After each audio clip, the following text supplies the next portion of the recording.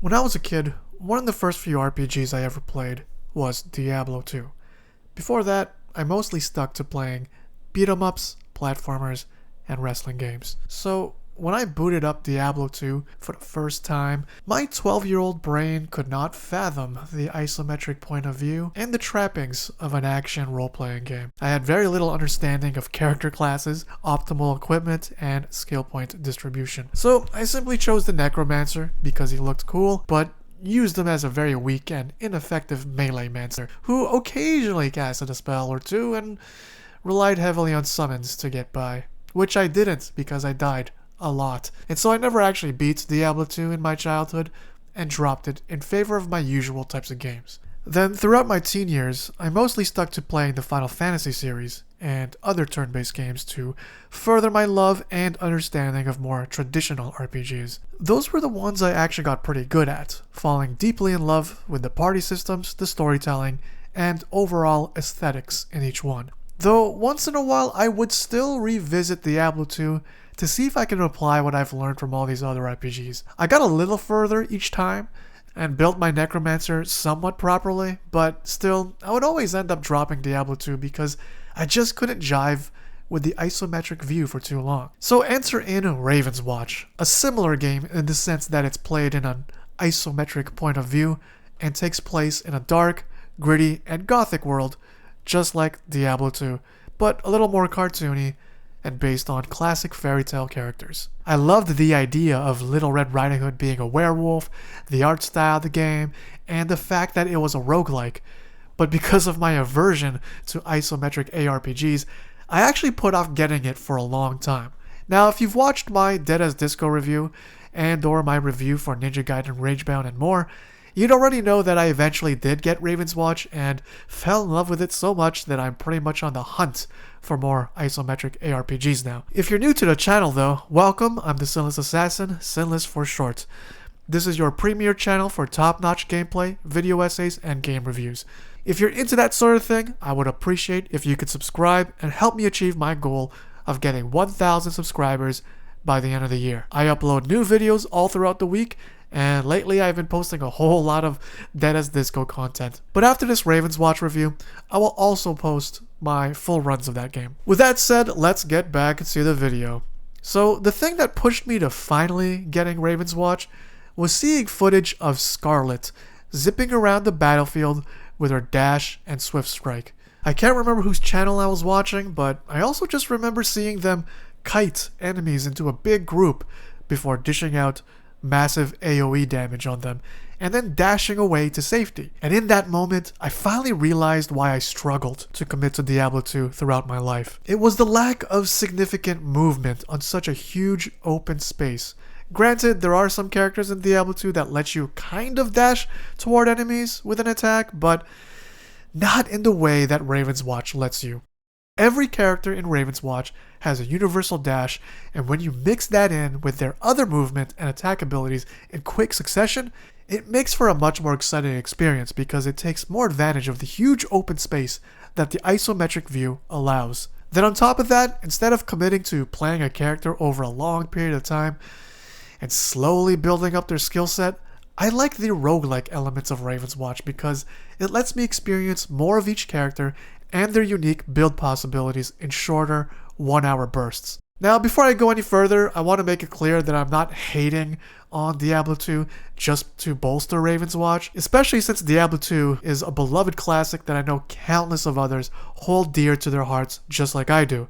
Or probably even more so because they probably got good at it and understood it much quicker than I did. I wouldn't even be talking about my long history with Diablo 2 if I didn't love it so much, and if it didn't play a big role in me loving and understanding Ravenswatch. And it's actually through my love and understanding of Ravenswatch that makes me realize how little I've understood Diablo 2, despite having played it on and off for nearly 3 decades. You see, Ravenswatch is divided into 3 chapters, and in each chapter you enter a randomly generated map, but you don't have all the time in the world to explore them. While you do start off in a safe zone where you can purchase upgrades and items from the Sandman, the moment you leave that safe zone, the nightmare countdown begins. You only get 20 minutes to explore, and when the time is up, you have to fight the boss of that chapter. And so because you're on a timer, You need to be efficient in how you explore the map and choose which points of interest you interact with. These can range from treasure chests, arena battles, and side quests, all of which help you power up your character by providing a ton of XP or granting you magical objects. Leveling up from XP lets you learn talents that power up your character's abilities and add a whole variety of new properties to them,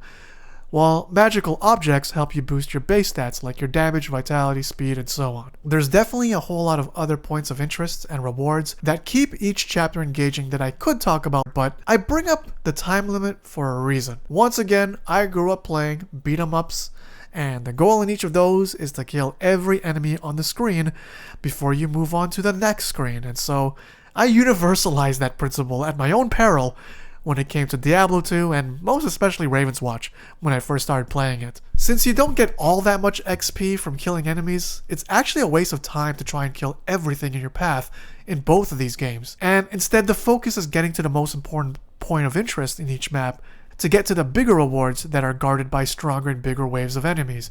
Everything else on the path toward these points of interest are just mere distractions. While in Diablo 2 there's really no repercussions for engaging in these distractions, Ravenswatch made me realize how much longer I made each Diablo 2 session because of this inefficient way of playing it. And as I write this review, I'm starting to wonder if my constant comparisons between these games have been a distraction from letting me review Ravenswatch as its own singular and unique entity apart from Diablo 2. Maybe I should retitle this video to How Ravenswatch Made Me Realize How Bad I Was at Diablo 2. I don't know, let me know in the comments. Honestly, this is just how my ADHD brain works. It's why I can't stick to just one genre of video style on this channel, why I often pivot drastically from one game genre to another.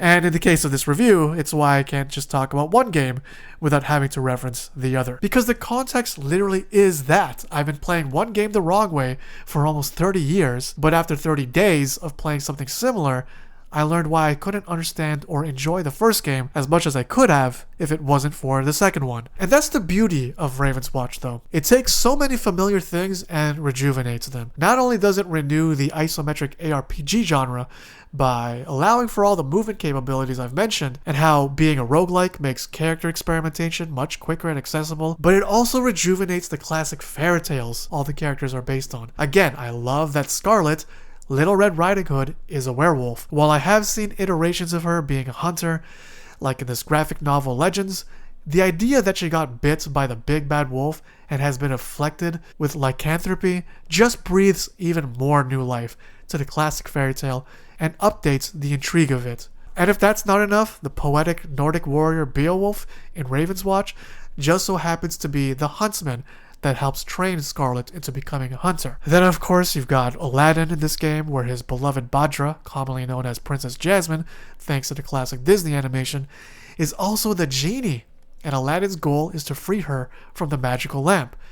These subtle and clever ways to consolidate concepts and characters from these beloved fairy tales walks a fine line between very small changes that also somehow result in really refreshing the lore for the modern age. This whole theme of familiarity and subtle renewal to the formula is indicative of the gameplay loop in itself, and it's what keeps it from going stale. You may be using the same character per run, but the talents you can pick to modify your abilities will differ. You may be doing the same kinds of camp raids and side quests per run, but their availability and placement on the map will differ. And lastly, you may be fighting the same enemies per run, but how you handle them based on your talents and stance will also differ. Now, apart from the temporary leveling up you can do per run, Ravenswatch also allows you to level up your characters permanently by granting you new talents that then become available in subsequent runs. And after each run, and after every few levels, you can also unlock a page in their memoirs that builds upon their backstories that take their classic fairy tale origins in new directions while also expanding on how they came to join Ravenswatch. Ravenswatch, of course, is the titular band of mercenaries that are tasked with defending the world of Reverie from the nightmares that threaten to destroy it. Each character's personal tragedy is caused by these nightmares, and so they would be fulfilling personal and altruistic goals at the same time working for Ravenswatch. And while I haven't played co-op that much, from the little I have played allows for even further story and character developments, as the characters will interact with each other throughout the campaign. So if you're into the whole co-op experience and you love the punchy bite-sized storytelling, it's a double whammy in satisfaction to play this game with a group of others. The character interactions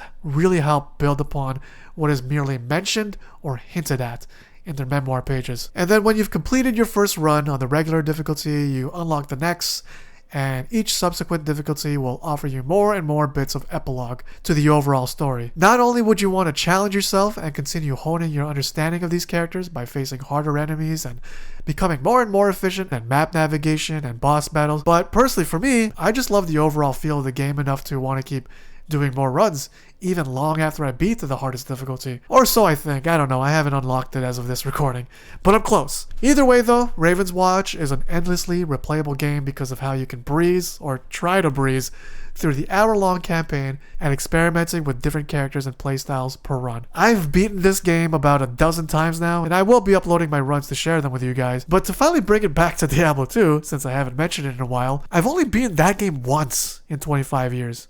And that was just a couple years ago. And once I finally closed that loop in my life, I decided that I never wanted to play it again. And again, it's not a slight against Diablo 2.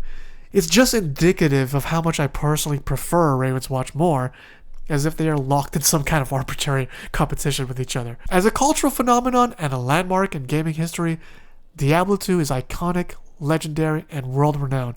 And I am hoping that Ravenswatch reaches that same level of recognition somehow someday, especially if this scattered review / unintended game comparison video plays a small part in that. And speaking of which, writing this review actually made me want to revisit Diablo 2, and even though I still never want to play through it again, I remember what it felt like when it finally clicked for me a few years ago. Diablo 2 definitely has its own set of fun in terms of positioning yourself around the battlefield to safely cast spells at enemies from a distance. It's just that I highly prefer Ravenswatch and its character movement capabilities, I guess, because it reminds me of what I originally fell in love with video games for in the first place: beat-em-ups and platformers. Ravenswatch has the attack animation variation and combo capabilities of beat-em-ups and the fast and exhilarating movements of platformers. Put those together, minus the actual platforming itself of course, and apply it to an isometric RPG, and you got yourself one fine game.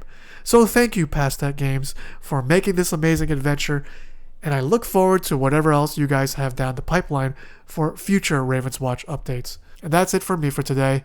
I've rambled on and on enough about how much I love Ravenswatch, much thanks to my long and complicated history with Diablo 2. Diablo 2 will always hold a special place in my heart as one of my first RPGs, and a game that I've had the pleasure of revisiting time and time again for nearly 3 decades. And now I look forward to forging the same kind of loyalty to Ravenswatch in the next 3 decades ahead. Once again, I will be uploading Ravenswatch runs in the next couple weeks, and we'll have a couple more game reviews lined up for you later on as well. Until then, I'll see you guys in the next one.